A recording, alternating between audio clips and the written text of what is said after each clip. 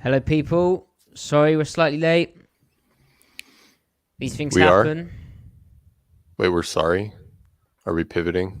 Well, I didn't say we are sorry. We all know you're not sorry, but Yeah. I personally am. I'm taking the Hmm. accountability here and apologising. That's very big of you. I'm actually very jet lagged today, Griff, That's right. because Wait, I'm wait, wait. currently on French time where it's 3:31 a.m. Mm-hmm. Which, and it's actually in the UK it's 2:21 a.m. So I've lost an right. hour. So I'm really struggling. Yeah, you're an insane person living an insane triple life. Did you know So that we'll you get can through get jet this. lagged from short haul flights? Well, only because that you're like already living in a different time zone than the time zone you actually live in, than Right, the time zone that your feet occupies. right. Hmm. You're a tired boy, so we need to get through this. I saw a deer in the woods with her baby. It was cool. Who with the baby? A deer, Oh, right. venison. Well, hopefully not as venison. I like to Excellent. yeah. Chat. We see you in the chat. Yep, that's true, Ryan. Correct. Uh, hey, what the smell? Hold on now. Hold on now. You don't know anything about us. What the smell? I hate to do this.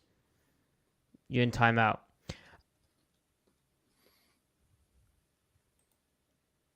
David, that is absolutely correct. Spoon did show some special stuff. We will talk about it.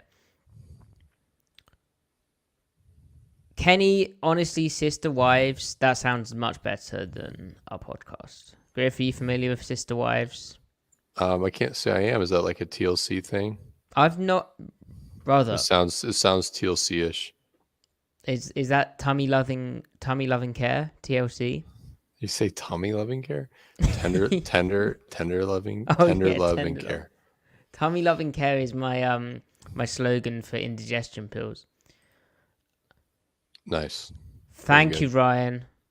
Exactly right.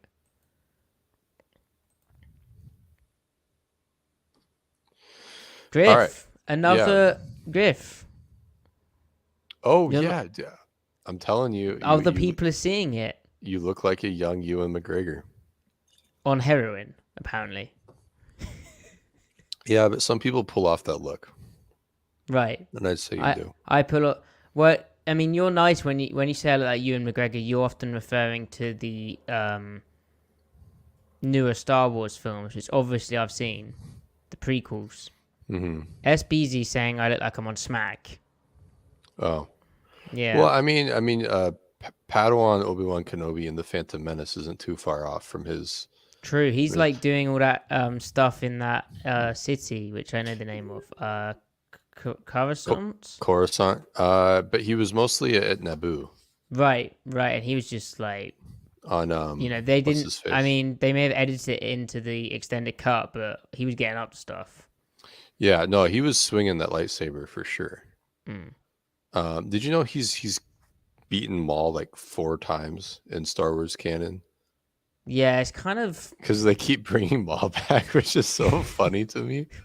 And everyone's like, "I'll kill him again, I guess if they well, have to."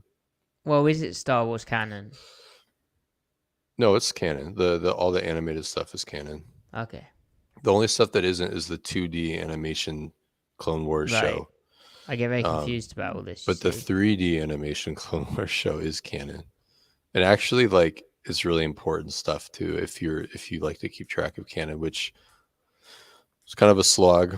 You have to really like Star Wars to get through that and Rebels. But you know, the show creators care about the characters though, so there's some redemption there. Not that you care about any of that. no. Ryan, my question is: who are the glaring weaknesses, if any, on DNO after so many injury replacements, and were there any obvious scheme adaptations to adjust to those weaknesses? We will cover that. Don't worry. This is the preamble still. Let's see if there's any non-football questions for our preamble. Cameron, good to see you. Nice clock emoji. Nice clock. Wonder what he's TikTok. referring to. Kenny, that's exactly right. It's I unacceptable. appreciate that, Kenny. I like the sentiment. I see you, Kenny. That said, though, we probably could predict our starting times better. Yeah, maybe. It's kind of that. It's kind of part of our charm, though, to be late, isn't it? Yeah, I think you know, if you I'm not love it, saying you we're hate charming, it. but yeah, it's unambiguously us, at least. Griff, are you Mr. Metal? I'm not into metal that much. I'm not against it. No, I'm just no, not a nor am metal I, guy. Ryan. You may. Oh, I think Ryan is asking OD death metal. Oh, that makes sense. Well, that's nice. We're in the chat. We're bonding. You know what's interesting? I think we've had this conversation before. We have. We basically yeah. said that AC/DC was as far as we went. Yeah. But we like all the bands that influenced the heavy metal wave in the 80s and 90s. We're just not extreme enough. I like grunge. I like 90s grunge. And I like what's endured through the aughts and everything. Again, like great bands, a lot of them. It's just not my taste. I don't know.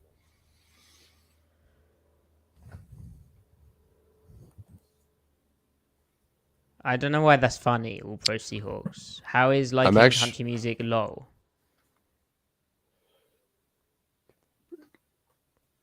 Do you like country music, Griff? I'm not really a country guy. I like, Johnny Cash. But that doesn't count because everyone likes Johnny Cash. What about Towns Van Zandt? Don't know who that is. Oh my god! Okay, you just don't know country music. Yeah, it's a whole different world. Like It's a huge ecosystem. I mean, I like old stuff like that, but when it gets into the new stuff, nah. Yeah, like I like the 60s, 70s folksy stuff. Right. Well, you should listen to Towns Van Zandt. All right, I'll do it. Yeah. But it's crazy how like country music is an extreme, huge economy. It has its own mainstream and stuff, and somehow it just doesn't cross-pollinate with like the rest of music somehow. It's like a parallel universe. Right. Like I only know the country stars I know from like the people that get like a TV hosting gig or something. Right, like that crazy country song which somehow became like charted #1 for ages, right? And was super controversial about a town. Yeah. So when I was younger, I liked Leonard Skinner, and then I started listening to the words. I was like, oh. Oh dear. Maybe never listen to the words. I'm just not culturally I'm not the target audience for it. Oh my word, Fats, thank you so much. That is very nerdy. I'm not as familiar with that. Gennady Tartakovsky's Clone Wars. How brilliant was Fats? One, that's very kind of you. Can you follow up with what you mean exactly? Is that the animation one, the 2D rendering or the 3D rendering? Because I know Filoni did the 3D, right? Fats previously said this.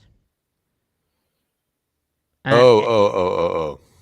For it to have all this stuff stripped from canon. I mean, I love that show. I was like in elementary school. It can still be canon to you. That's the good news. Actually, Matty, you're wrong. That's not how fandom works.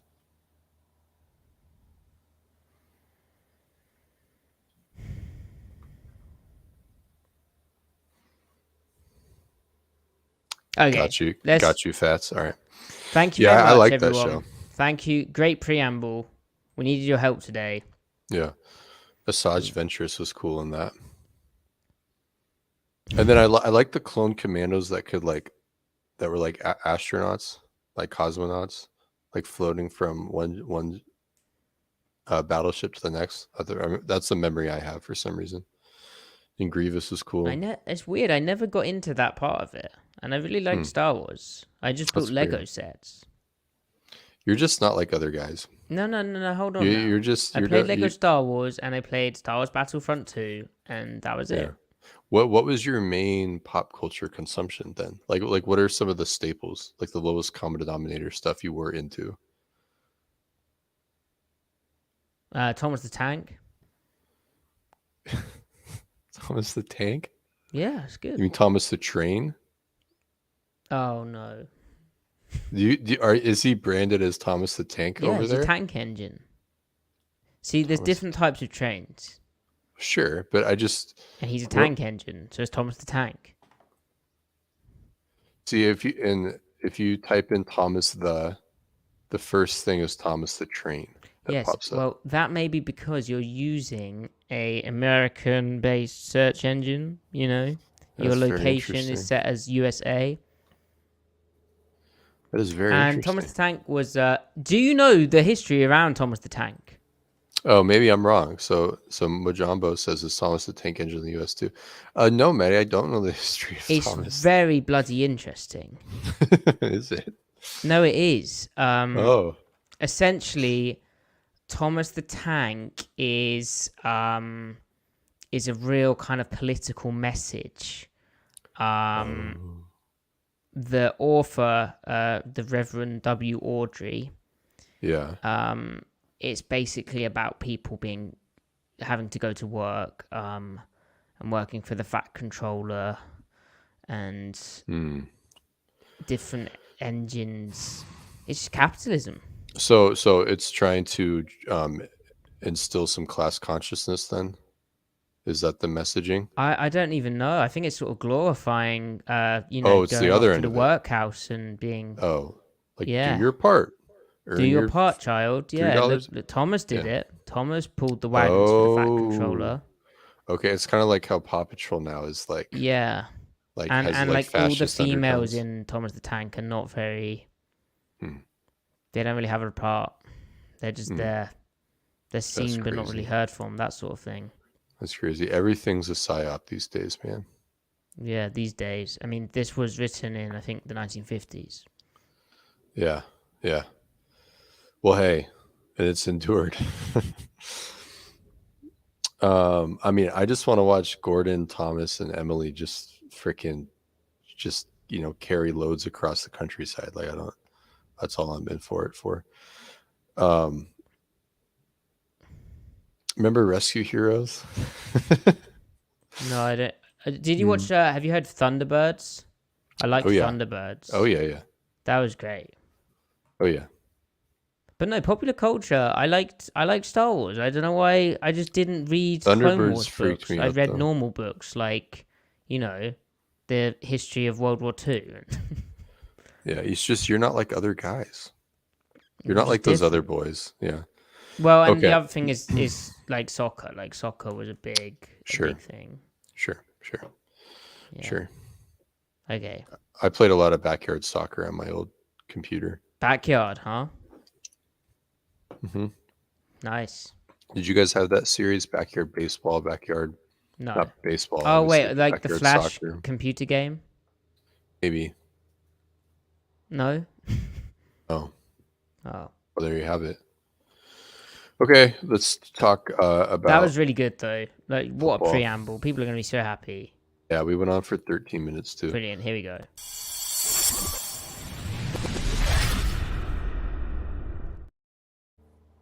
Welcome to the Seattle Overload podcast, where the Seattle Seahawks have won their Week 3 home game versus the Carolina Panthers.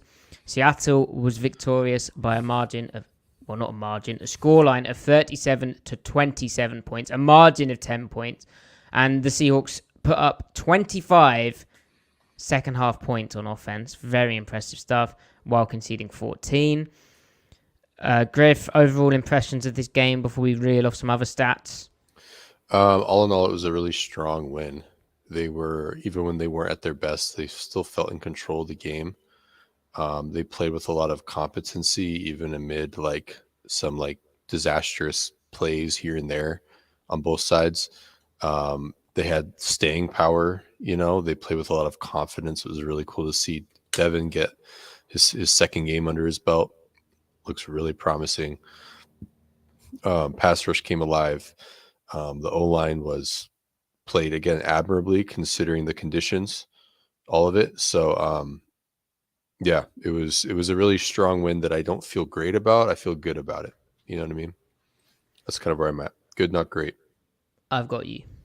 Yeah, I guess that's you sort of brought up a main theme to this, which is that the Seahawks were banged up heading into this game. They, had a very patched up offensive line. Still, both offensive tackles were out. Abraham Lucas on the right side, still on the injured reserve.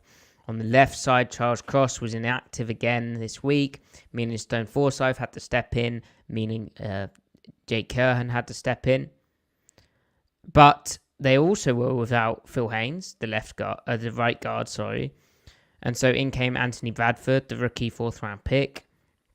And on the left side, Damian Lewis had a banged-up hand, which saw Ben Brown have to enter the game at the time, although Lewis did return in the second half. So that offensive line was really banged up on the offensive side of the football, and we'll talk about each part. But then finishing up on the injuries, on the defensive side, Reek Woolen out at right cornerback, Kobe Bryant out at nickel, Jamal Adams still unable to practice. So you ended up with Tease Tabor, who they had to sign to the practice squad this week. He ended up finishing the game, but that was because they were rotating guys in. But he was called up from the practice squad.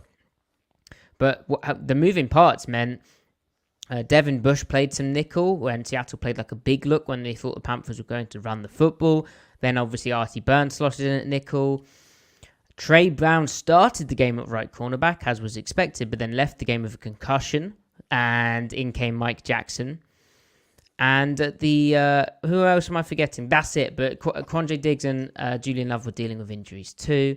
And then during that game, on the defensive side of the ball, Draymond Jones left with a hip injury, a tight hip, Carroll said afterwards. Darrell Taylor left with a foot injury. And Trey Brown, as I've said, got concussed. So, Griff, these injuries is nuts, and it's kind of nice, I guess, that Seattle has a week 5 bye. Yeah, it's really frustrating that there's a lot of injuries out of the gate, and one of the main reasons why they've had slow starts on defense, although I think we've seen steady improvement week to week the first 3 games of the season on defense. One of the main reasons why is that they have not had any continuity at the corner situation at all, like 3 seasons in a row. Really 4, going back to 2020, the way things started there. So, I mean, they can't pick up where they left off. So they're at a state of they're just trying to resolve it. I mean, they had a backup playing right corner, and each guy was playing primarily the other spot prior to that point at left corner. You don't have your arguably, I don't think he's my pick, but he still has an argument. The best player on your defense last year, Reek Woolen, isn't even on the field right now, and they still were competent, but they just can't string games together. It's really hard on the secondary with all the communication and how you handle pass offs and stuff like that, and just knowing the calls and checks, like the big pass that they did give up, I think was a cover 3 corner problem for Mike Jackson. But we can unpack that. But it's just like, stuff like that matters. No, well, let's talk about that, because that gives Carolina, at the time it was a 3rd and 10 situation. Seattle was up 9 points to 3, and really kind of got the sense if they got off the field there where it was at their own 47, Carolina would have to punt the ball, and then Seattle would finally put something together on offense and kind of just ice the game already. Instead, they give up a huge play, a 47-yard touchdown to DJ Chark down the deep left side. And I think, Griff, on face value, Seattle's running cover 3 bars, and you'd expect Mike Jackson to play in the deep third area of the field. But what we're kind of talking about here, and that cohesion and working together between the different players, is there's a silent communication that goes on. And Jackson, either he didn't get the call and he thought they're playing man, which, could happen. But in the NFL, you would make sure you got the call, I think. To me, it speaks more to the kind of checks that go on within the coverage that weren't quite carried out, because when they've run that 3 bars, they did it against the Rams in week 1.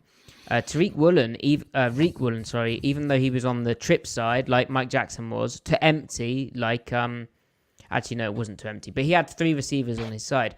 Woolen, as the outside corner, played kind of like man on his one, and Diggs kind of played a bit more matchy, and they kind of matched it up a bit more aggressive, a bit like how Jackson seemed to be trying to play it this week, but obviously Diggs and Julian Love, not Julian Love, was it? It was the nickel, it was Artie Burns. The guys next to him, they didn't expect him to play it like that. So, yeah, cohesion cannot be, the importance of that cannot be understated, especially in the secondary, where they have lots of different checks, whatever the offense is in, whatever the problems the offense is trying to pose. They have different tools that they can utilize to put themselves in good situations. And that didn't get carried out in that spot down there. And it gives up a really big play, which allowed Carolina to actually be in the game. And moving forward, it's going to be great because, as Pete Carroll said in his press conference, Jamal Adams is back. Reek Woolen will be back. Hopefully Witherspoon's able to stay on the field, but all those guys have never played together before on the field. Like Adams hasn't even played with Julian Love before. Right. So working all that out is going to take time too, and more busts may happen. Hopefully not, but it's difficult. It really is difficult because it was very loud today, and we'll praise the 12s, but it's going to be loud in different environments, and that kind of communication almost needs to be a silent understanding a lot of the time, and they just don't quite understand each other yet because they haven't had the reps together in live situations. Right. Agreed. Right. So that's the impact of the kind of injuries on the defense to some degree, but the main kind of example of that. Now, offensive line-wise, Griff, how much do you think the stalling of the offense in the first half, in particular, where they had four red zone trips, right, and came away with 4 field goals in the first half? Yeah. How much of that is on the offensive line relative to, Geno Smith playing quarterback, Shane Waldron's play calling, and maybe wide receivers not getting open? It's I don't know. Hard without the tape, but right. I mean, on some of them, the ball was being held, and so does that mean there isn't separation in the red zone? Does that mean Geno's missing someone that is open? I think a lot of the protection actually was workable. I thought Geno did a really good job of getting the most out of the protection in the first half. And that's just talking about how he handled the pocket. I'm not talking about his play overall in the first half. But it was frustrating though that they couldn't get in the end zone. But still, 4 red zone trips and 4 drives is really encouraging. They were getting to the red zone really well, which is 3/4 of the battle, right? 4/5 of the battle. They were moving the ball really well, and even when this offense has like issues, problems, they are still functional. Like Geno's, not to change the subject, but Geno's success rate in the first half was 54%, which would rank like 4th in the NFL right now, or would have ranked 2nd last year. It's probably 7th or 8th right now. And then obviously he was lights out in the second half, but I don't know how much of it is just variance too. I think Waldron also didn't really know quite how to scheme for the O-line because there were moments where they held up okay in one-on-ones, and then moments where the dam was starting to break, and I think he was trying to protect them a little bit. I don't know. Again, it's hard without the tape, but what did you think about the red zone trips in the first half? Yeah, I think it has to be a mix, doesn't it? Like there understandably, especially early on when there was that play on 2nd and long where Geno tried to thread a shot into Tyler Lockett, and he looked slightly more angsty in the pocket than he does usually, and he had a lot more time in the pocket than I think he realized, and it was almost a pick, right? And then on the 3rd and long, and Ben Brown's in the game now at left guard, or it may not, I'm getting confused, but there was a play where Ben Brown had just come in and Shane Waldron calls like a pretty, leaving Forsyth one-on-one on the left-hand side, on the back side of the play, and Brian Burns just takes an inside move and sacks Geno, and that's the end of that drive. I think it's a combination of things. Obviously, we need the film, but what's super encouraging is that, one, Jason Myers bounced back. He made all of his field goals, and he made a lot of them today. Jason Myers game. good for him. Pete Carroll stuck by him as we predicted he would, and he came through for his head coach and the Seattle Seahawks. And then 2, in the second half, something that multiple players spoke about afterwards, something that Pete Carroll apparently in the locker room at halftime mentioned the need to finish. But Seattle's offense in particular did finish this game. Geno's final stat line is 23 completions off 36 attempts, 296 yards, 8.2 average, 1 touchdown, 1 pick.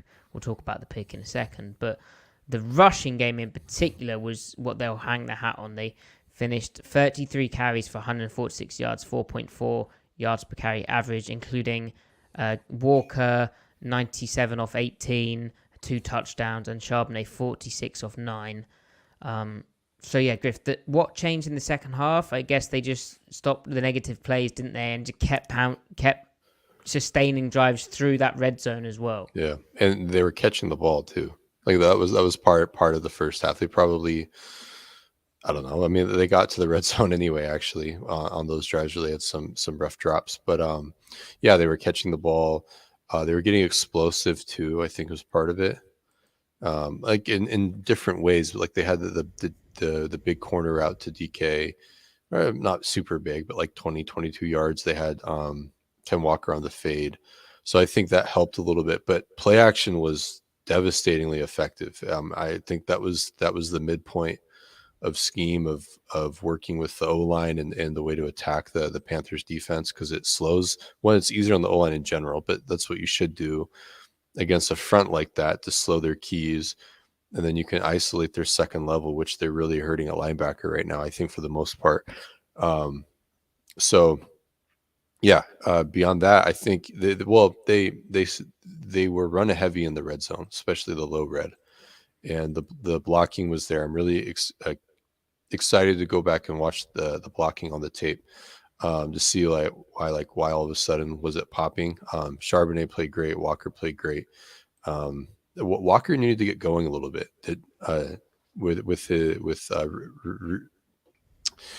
with just pacing things out and stuff like that. So I feel it's highly anecdotal, but you saw the effect of having Charbonnet, because Walker, he had that play where he cut it all the way back against the grain, and yeah, he's had some of his best plays off that kind of action. But when he did that, Colby Parkinson, similar to when you're blocking for a mobile quarterback, but kind of worse, because rather than where you're blocking in a sort of shapy pocket, you're actually you've been assigned a gap or a man to go and block and displace moving forward. So you kind of are expecting your runner behind you to at least be heading in that vague direction. So it's even more difficult when Walker cuts it back. And indeed, Parkinson got a holding penalty. Metcalf got a very ticky-tacky blindside block.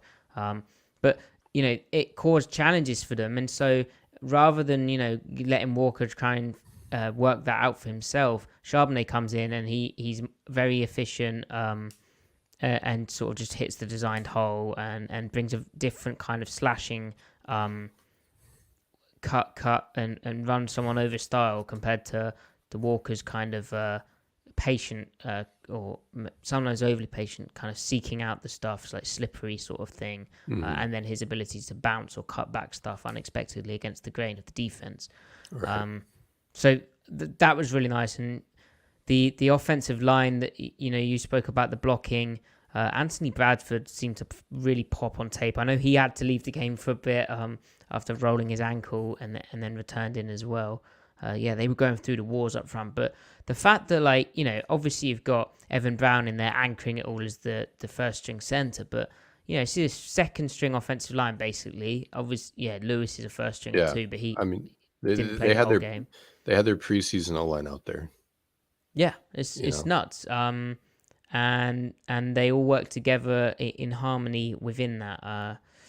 So good for them. And I honestly think a lot of that improvement was Geno Geno, Waldron, everyone kind of just realizing that they could do this. Like they had what they needed. They had it. Yeah. And that's a really good Panthers front they're up against, as we spoke about with Stephen Ruiz in the week. Yeah, it's been a theme with Pete. Pete definitely trusts the personnel. Last year after the 49ers game, Pete's reaction was, we need to keep going for it. We need to keep pushing the initiative. He didn't throttle down. He was saying, let's get more aggressive.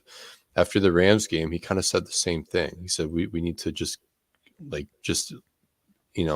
so and they did against the Lions. They threw it all over the place. And then this game, they're down even more guys. They go down Phil, and then Damian goes out in the middle of the game, comes back, as you said.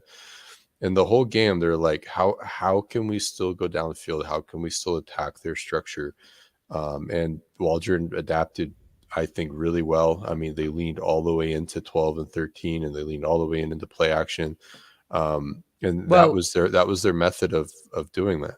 Well, I can't wait to see those 12 personnel, the 2 tight end, 1 running back numbers, because obviously Will Dissly, I think, was a big miss in this game. Like, Noah Fant was put in the backfield, and he wasn't able to chip in a way that Dissly was. He kind of struggled with that. But obviously without Dissly, they went into those 2 tight end looks with Fant and Parkinson, and they still added a lot. Like, not just for them catching the ball. Fant had 4 catches, 41 yards.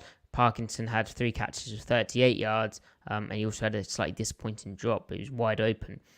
But I felt, and again it's anecdotal, but I felt the big Seattle plays came off those looks as well. That's how they kind of got explosive in the game, because of how they're able to shift their tendencies and do all sorts of things with those dudes, including that really funky pistol formation where both tight ends are in the backfield on the same side as the backfield, and they have all kinds of wrinkles off that. Mm-hmm.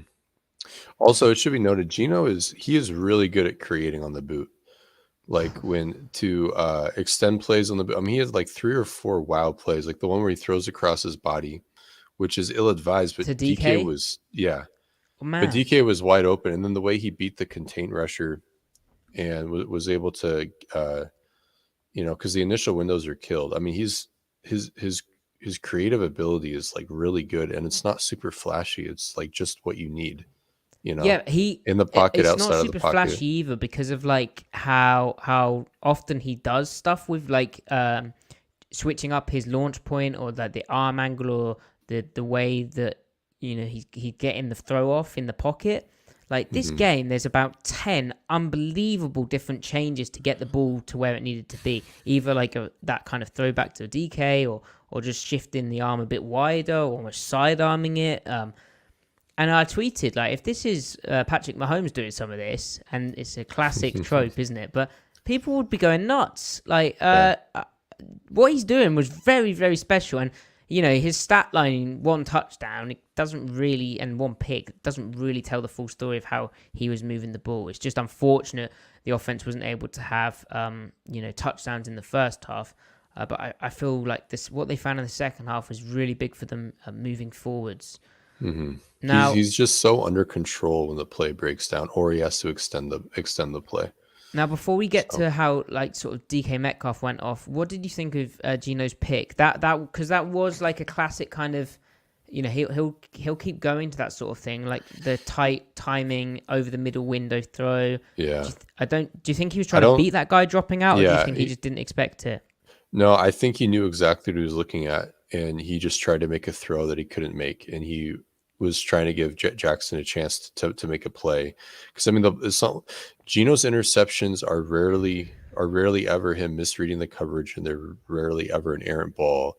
It's him just not like the risk reward calculation isn't being, I don't know, calibrated right when he does throw the picks. Now that said, he doesn't throw that many picks here in spite of his turnover-worthy throws. Like, I think he knows what he's doing on a lot of these. Like, his interceptions have not been inaccurate throws for the most part. So I think he was just trying to beat the throw.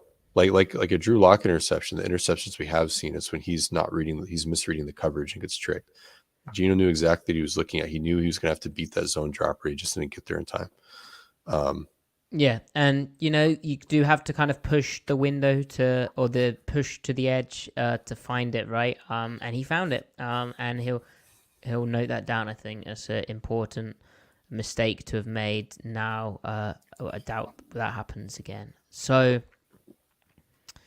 in terms of the offense, one more positive before we address the final negative of the offense. DK Metcalf. This was a game where you can't. It was the peak DK Metcalf experience, right? Like what he can really give an offense with his vertical route tree, and just you get him isolated. You get him nestling down in his own hole, running a wheel behind him. He's sort of sitting down a post route. He's just a really tough guy to cover, and considering he had, as I drop my pen, considering he had bruised ribs or like really hurt ribs. We don't know the exact extent of that injury, but he got banged around last game. To come into this game, take some big hits as well, and get 6 catches for 112 yards. Didn't get the touchdown that he kind of deserved, but wow, Griff, that was cool. Yeah, even on that one really deep over route he caught in the beginning of the second quarter, he separated on that by like shoving the DB off, and then to get initial horizontal separation, and then he just outran him. Like that's like he separated the break by just bodying him, and then he just outran him once he actually flattened his route off. It's just hilarious. Like he's just physically outmatched him. And Geno stuck, like the pressure got in the pocket there a little bit, and Geno just was calm, reset his feet, and waited for him to come open and just launched it. That was cool. That was cool. So yeah, he had a great game. He didn't have any like frustrating drops. He was 6 for 8. End zone target, is in his hands. He was interfered with, but he's sort of doing that thing where he's trying to clutch it to his chest. I felt he maybe could have caught that, but you wouldn't call that a drop, would you? It's just if those start going in, like, oh my gosh. Well, if those go in, then yeah. And I don't know if he'll bring those in, super frequently. But like, he didn't drop any slants. Some of them were tough catches, and he brought them down. So there we go. So finally, with Seattle's offense, I guess their third down issues do point towards some of the problems they're experiencing, and we do need to go back and look at them. I don't actually remember that many third downs in the second half, but they went 3 of 13. So just 23% of the third downs they faced, they converted. Not great. Yeah, not great. I guess that's, lacking generally, again, generalizing, anecdotal, but when it's third down, generally a defense knows you're passing. And so there's less trickery you can do to help your pass protection. Your play calling menu maybe has a bit less conflict in it. There's a whole host of explanations for that. I think it's all the factors we've just mentioned, though, really. Yeah. But they will be super disappointed within that. I'd also need to look at how many of those third downs are third and longs, because the negative plays were drive killers. Indeed. Okay. Yep. To the defense, Griff. The good news is that Seattle's defense allowed 2.6 yards per carry to the Panthers running backs, which again is a continuation of the first 2 weeks of the season where the run defense looks pretty damn fixed. Like, it was crazy hearing Frank Reich interviewed at halftime, or like the feedback from his interview with the sideline reporter, where he said he was going to commit to running the ball more and get back to running the ball, and they barely did it. But part of that is that Seattle was very, very stingy against the run. Yeah, he probably realized they weren't going to get anything on the ground. Maybe that would have been different if they had a quarterback run game. They did have the one keeper with Andy. They might have done zone read a couple other times without the intention of him actually keeping. The run defense right now, I mean, the way that they're scheming, we've talked about it. The tweak where the nickel replaces the weak quarter safety as the third, second level fitter, and then the cascading effect from there on, allowing everyone in the box to play with more aggressive techniques. I mean, everyone's playing at their potential against the run for the most part. It's like even when they screw up, when one guy screws up, they're so well spaced and distributed that when one guy screws up, it's a 6-yard gain instead of a 20-yard gain now, like it was last year. It's just they've really figured it out. And then we also saw how them playing this way benefits them rushing the pass run early downs too, where we finally saw it like connect and come full circle. I think I really feel like that's like the whole premise of playing this front is so that you can rush the passer and stand too high and defend the run. or so that you want to be in a 4-man even space front so you can rush the passer. You want to combine pass rush with a 2 high front, right? Or a 2 high shell. Mm-hmm. But you have to be able to defend the run. So the fact that the run is working, it's allowing them to continue to rush the passer basically. And I guess with the talent that they do have, that dam was going to break eventually. And Well, I think it did today.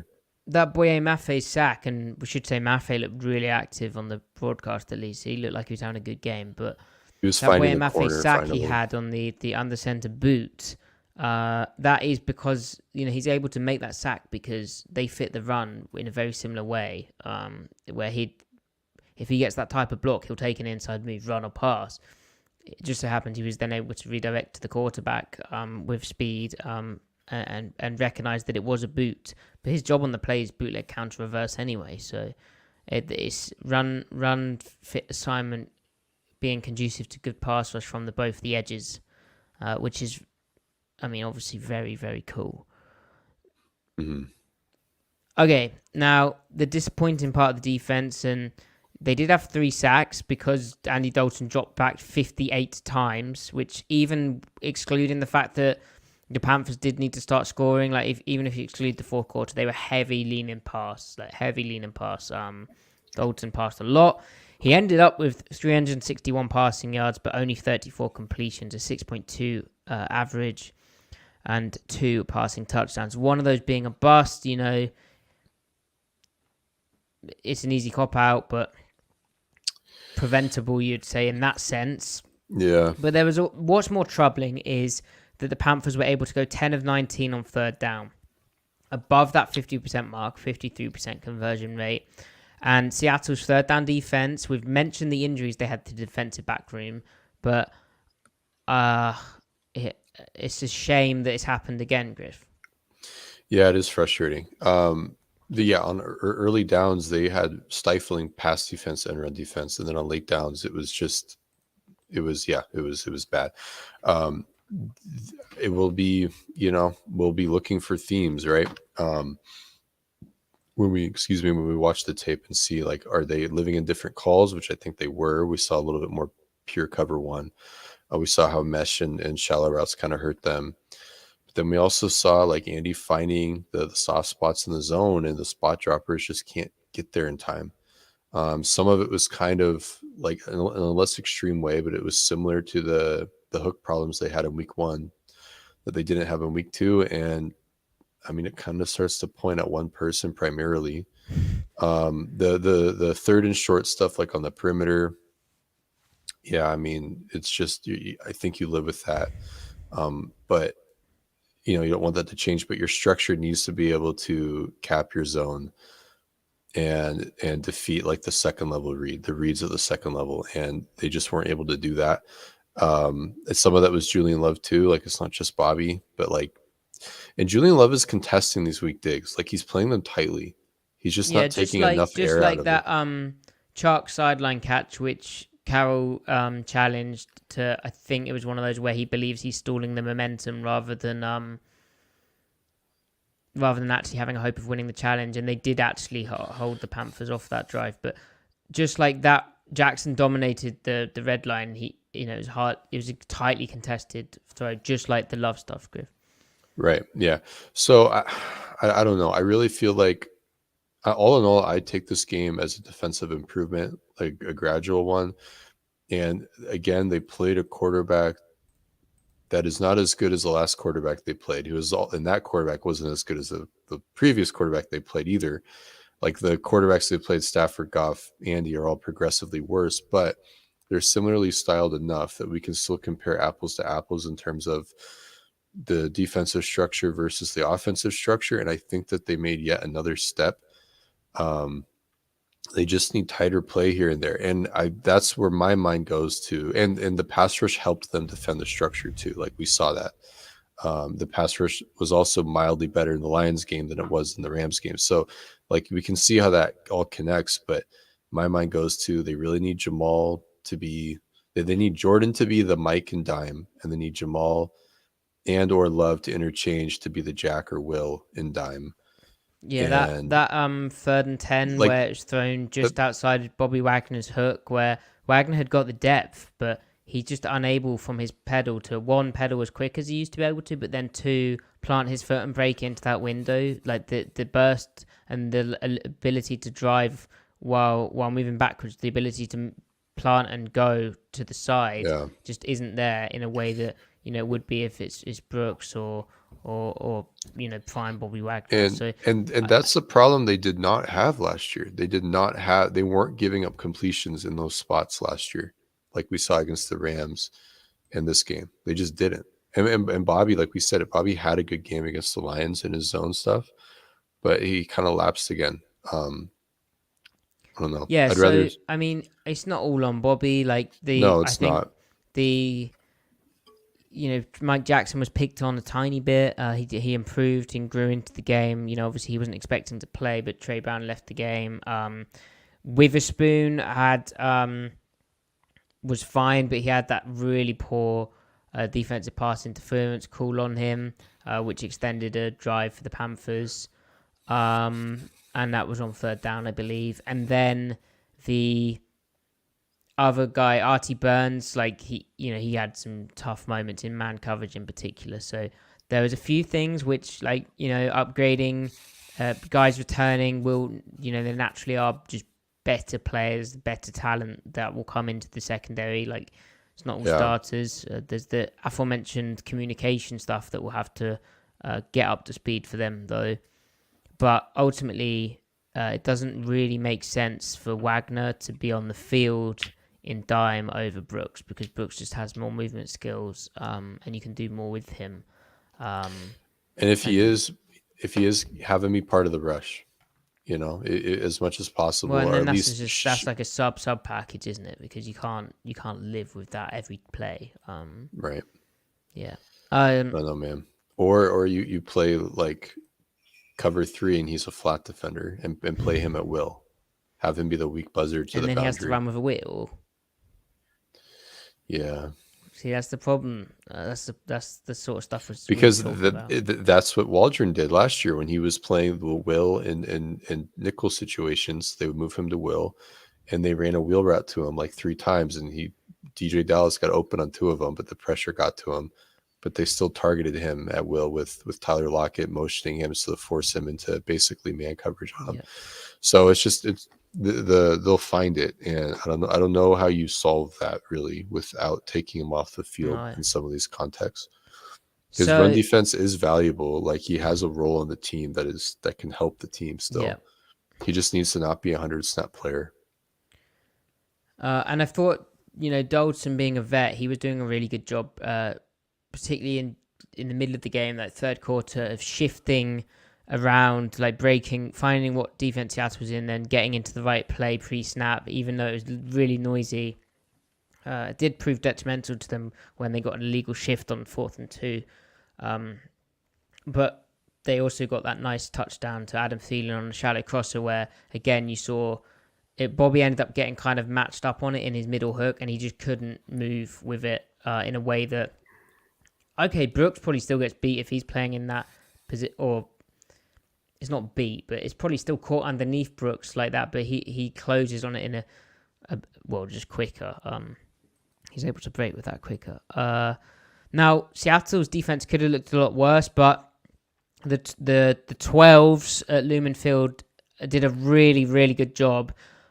Carolina false started 8 times, which per ESPN stats info tweeted out by Brady Henderson is the second most ever by a visitor to Lumen Field. The most was the Giants' 11 false starts in 2005. And Pete Carroll said afterwards how it felt more unique than it has recently. So it was obviously a massive help. The Panthers didn't seem to be going to a silent count that much, which is kind of nuts, and they paid the price for that ultimately. But it was nice that Seattle ended up in longer downs and distances, because, yeah, definitely could have looked worse. Mm-hmm. It's just, like, you know, going into the game, we were saying that they didn't really have any receivers, but realistically, Seattle knew that if the Panthers were only going to rush for 2.6 yards per carry and only rush their running backs 10 times, they knew that they were going to win the game, right? But Yeah. it's just disappointing that Adam Thielen gets 11 catches for 145 yards and a touchdown. Like it's just uh, Yeah. not good. And DJ Chark 4 catches, 86 yards. But then they didn't have their first string guys. I just feel, well, obviously there's just a lot of improvement that needs to take place there. And it's getting there. It's just, what does it look like when you add new bodies there, new faces there? Do they have to go through similar learning? Obviously they've in theory got more talent, but yeah. Well, so if we just go and look at their history, in 2021, when Trey Brown gets in the starting lineup, it's like overnight. When the DJ Reed moves from the right side to the left side, he all of a sudden plays like a top 10 corner for the duration of the season. And then Trey Brown gives them quality starting play at left corner. And then he goes down, and then Sidney Jones is bad for like 2 games. And then Jones ends the year, the final 5-6 games, looking really rock solid, and his numbers supported that and everything. And then last year, it's Josh Jones is really bad. Ryan Neal plays in the Lions game finally after being hurt, is absolutely terrible. And then that following Saints game, he's bad again. And then the Cardinals game, from there on out, Ryan Neal gives them quality, strong safety play. So I mean, it might be a game or two. Now, Rick Woolen has enough background with them. When he's reinserted, I think he'll be fine, so long as he's athletically fine. Because in the week 1 game, he just didn't seem 100% coming off the knee injury. Now it's ribs, right? So it's completely different. So he should be okay. Well, do we know it's ribs? Oh, I don't know that. I just hope Carol it's not pointed something to towards do his with his chest, legs. but then some people say it's a shoulder. But I've wondered if it was a sternum. Could be anything. At least it's on his lower body. Right, yeah, it's not the same issue. It sounds just sore, I guess. Right. So by the time he's back in there, Devin Witherspoon will be entering his 3rd or 4th game, and Witherspoon is just, he is his slope is steep right now of improvement. I mean, he's just seeing more NFL reps. I mean, he's going to be dunking on people all year long. It's immediate. And then at nickel, like that's a question mark. It would be cool if we could see Julian at nickel a little bit, and then Jamal deep, and then vice versa, and then one of those guys in the hooks, them working that out. I think corner, they'll be okay once Reek just gets in there and stays out there. Feel bad for Trey, though. I mean, I think he was playing well. He wasn't a problem until his concussion, I don't think. I wondered if Dalton could actually throw to the left, because he kept going at Witherspoon's side. And right. You have to say, Witherspoon, like, he what did he have, like 2 or 3 pass breakups in this game? Like, he was kind of impressive. All over it. That first pass he gave up, it was like because he was playing a smash role, and it's deep smash. Deep smash is really hard for a corner to play, because it's a slot formation. So you've got the number 2 up the seam running a corner, and when you're in a cover 3 bail, you have to read that. You have to play it. But then when number 1 hitches up on you at 10 yards, you're at 10 yards, you're thinking my number 1 is declared vertical. So then he goes, it's 10 yards, and he's going, all right, well, now I need to go play the corner. You know what I mean? That's just a hard route to play. Had he hitched up at 5 yards, he could come down and make the tackle before the check down. Or the curl flat defender goes and plays on it. So the curl flat defender is nowhere near it because it hitches at 10. So it's just a nasty play. It's really hard to defend. The Seahawks, especially with Wilson and Shoddy, they got a lot of corner routes and a lot of hitch routes on deep smash.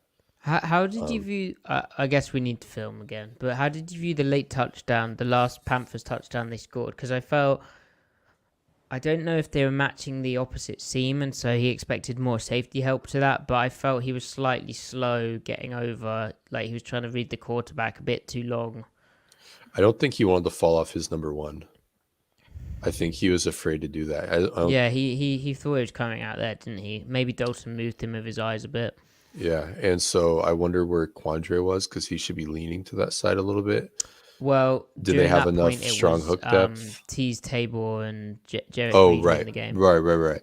Yeah, so back, I don't care. I checked out at that point. Yeah, I want to see the tape on that, though. Yeah.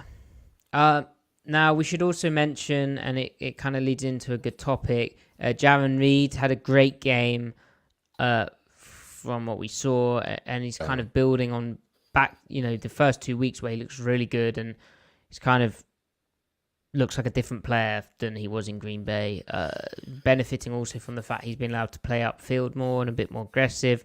But he had 1.5 sacks today, 1 tackle for loss, 3 quarterback hits, and 1 pass deflection as well.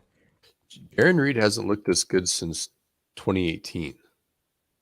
Wow, okay. Run and pass. And he's playing one technique, and he hasn't played one technique for a full season being the primary one tech since 2017, his second year in the league. So yeah. And it was so cool how he did Michael Bennett's sack dance and said it was a tribute to him. Obviously, this weekend or this Friday, the Seahawks chose to honor the 10-year anniversary of the Super Bowl 48 victory. That's why Seattle ended up wearing those white and blue uniforms, the road jerseys at home, like they wore back at MetLife Stadium when the Seahawks annihilated the Denver Broncos. And they got all the old gang back together and Malcolm Smith, the Super Bowl MVP, to hoist the 12th man flag, along with what looked like a fun party on Friday night with old coaches returning, like Rocky Seto, great guy as well. So very wholesome and cool that Reed got to do that with Michael Bennett watching. And Red Bryant gave the team a speech on the Friday as well, which looked fun. Which seemed to work because Jaron was possessed. So defense, we're definitely going to have to monitor third downs on both sides of the ball, but it is what it is. Now, finally, Griff, 2 rookies balling out, the back-end rookies. Jarek Reed again on special teams, making a big play on a punt, making a tackle, and then earning that playing time at the end with Tease Tabor as his running mate. Cool. And then Jake Bobo recovering the onside kick with an impressive dive.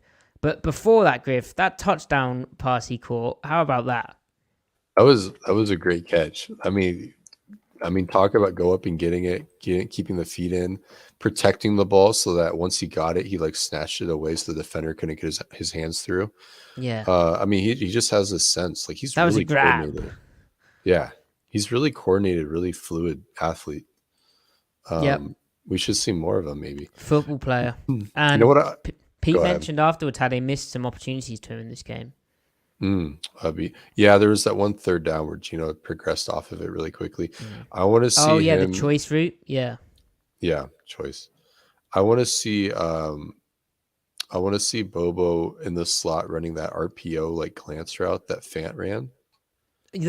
That was so cool seeing that again because I was like, hang on.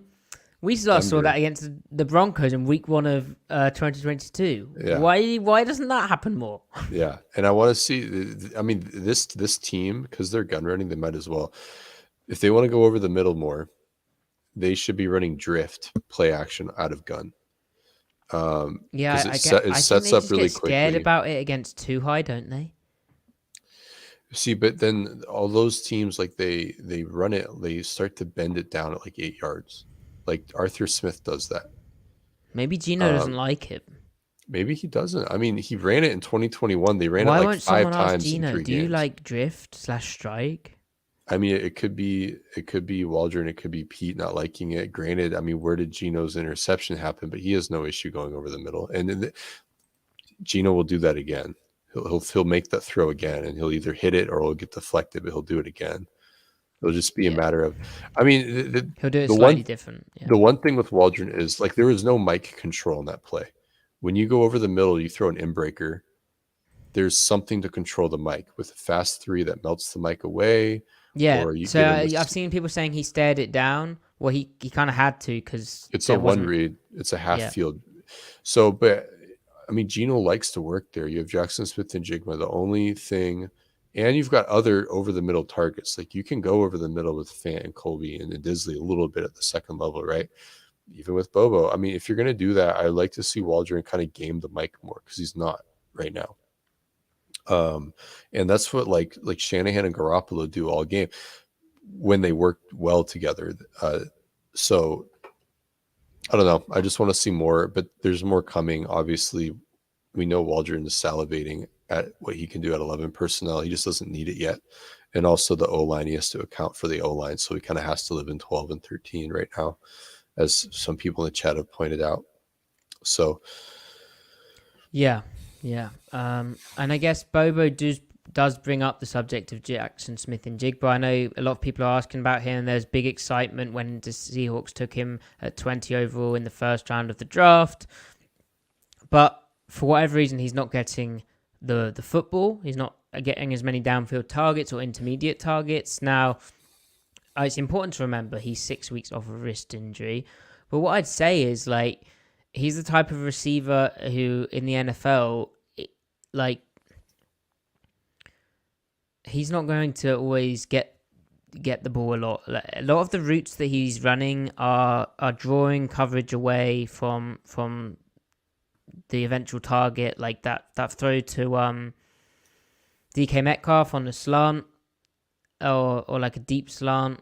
It was probably choice on the outside, but that type of thing was a window which was widened by Smith and Jigba also running an in-breaking route.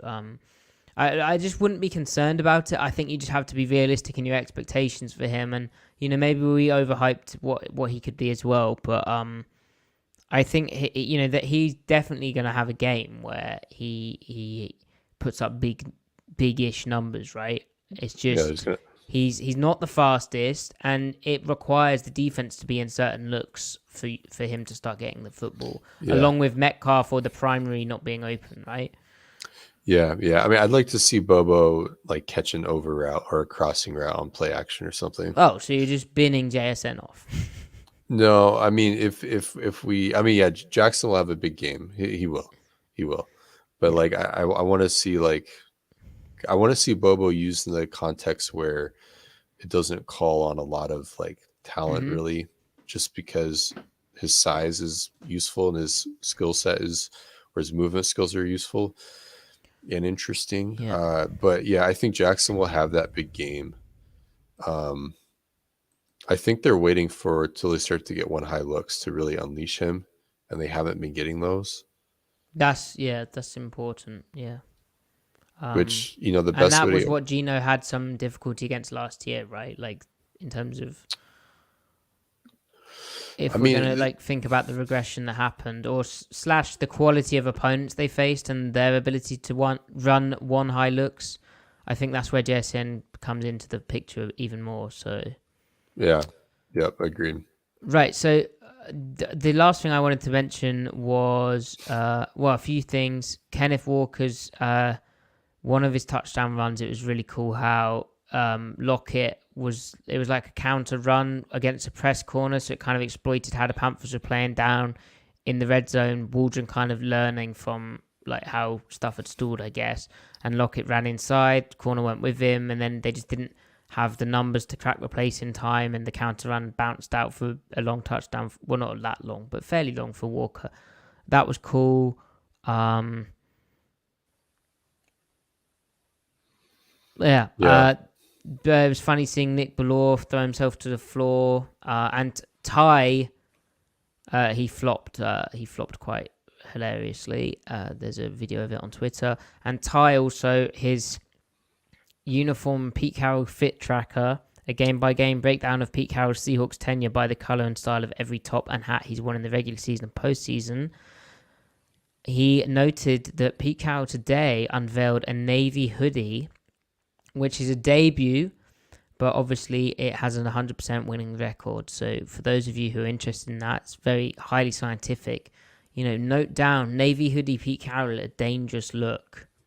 Yep.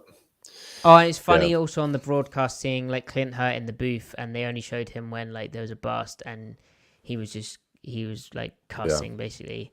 Oh, and they showed him when Jay Reed got a sack. He was like shouting Jay Reed. Great stuff. You had to be there. Some producer had a note that said Clint went mad. And yeah. Griff, anything else we've missed off? No, we're good. There we go. Yeah. And yeah. Cool. Well, we'll be back on Tuesday with an exciting guest to preview the New York Giants Week 4. Is that Monday Night Football, Griff? Prime time. Yes. Jamal Adams returning to the Big Apple. Yeah. And hopefully playing. Very exciting. Until then, like the video. Go ahead. Please do comment Subscribe. Say what you thought of the game. Let us know what you thought of the game. We see you in the chat. Check out Griff's video on how clutch Geno Smith is if you just want to revel in that. My video on Devon Witherspoon, even though they've played another game, the stuff that we spoke about in those videos kind of applies to this too. Geno was clutch again, and Devon Witherspoon kind of used the same tools to have another really solid game, and he's only going to get better. All right, until next time, everyone, thank you for joining us. And yeah, like, subscribe, review, follow Griff at @SeemLikeSpinMove, follow me at Matty F. Brown, follow the Twitter at Seattle Overload. Have a good evening, night. Enjoy this. What is this mess of a game on a Sunday Night Football? It's a mess. Goodbye.